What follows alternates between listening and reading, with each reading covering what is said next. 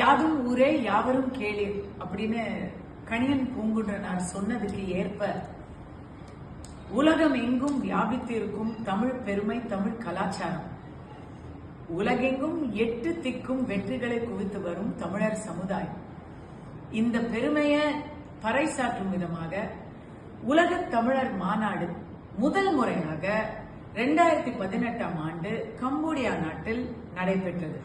அது மிகப்பெரிய வெற்றி. அந்த வெற்றியை தொடர்ந்து இப்பொழுது 2025ஆம் ஆண்டு 2ஆம் உலக தமிழர் மாநாடு வியட்நாம் நாட்டில் நடைபெற உள்ளது. இந்த நிகழ்ச்சியை பன்னாட்டு தமிழர் நடுவம் மற்றும் வியட்நாம் தமிழ் சங்கம் இணைந்து நடத்துறாங்க. இதுல இந்த அழைப்பிதழை எனக்கு கொடுத்த போதே எனக்கு கொஞ்சம் சிலுத்து போச்சு, ரொம்ப பெருமையா இருந்தது. அதுல அந்த அழைப்பிதழ் அதுல அந்த நிகழ்ச்சியில கலந்துக்கிறேன் அப்படிங்கிற பெருமையை விட இந்த வியட்நாம் நாட்டுக்கும் நமக்கும் என்ன சம்பந்தம் அப்படிங்கிற ஒரு சின்ன ஒரு யோசனை இருந்தது. படிக்க தான் தெரியுது, தமிழுக்கும் வியட்நாம் நாட்டுக்கும் பெரிய ஒரு வரலாறு இருக்குங்க. இன்னும் சொல்ல போனா அமெரிக்காக்காரருங்க எங்க போனாலும் அவங்களுக்கு தோல்வியே கிடையாது. எல்லா இடத்துலயும் அவங்க போவாங்க, படையெடுத்து போவாங்க, ஜெயிப்பாங்கிறது தான் இருக்கும். ஆனா வியட்நாம்ல மட்டும்தான் ஒரு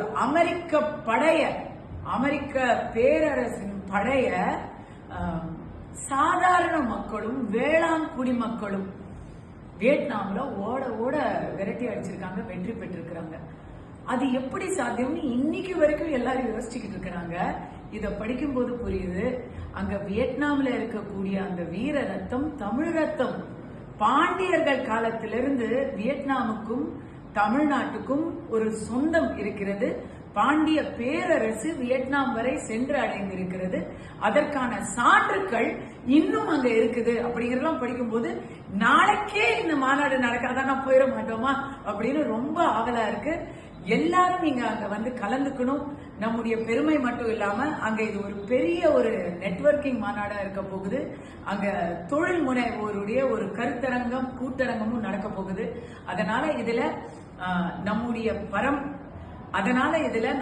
பாரம்பரியம், நம்முடைய கலாச்சாரம், நம்முடைய மொழி, இது எல்லாவற்றுக்கும் மேல் நம்முடைய தமிழ் வணிகம், இப்படி அனைத்தையுமே ஒன்றிணைக்கக்கூடிய ஒரு மிக சிறந்த மாநாடாக இருக்க போகுது. நான் உங்களை அங்க வந்து சந்திக்கிறேன். நன்றி.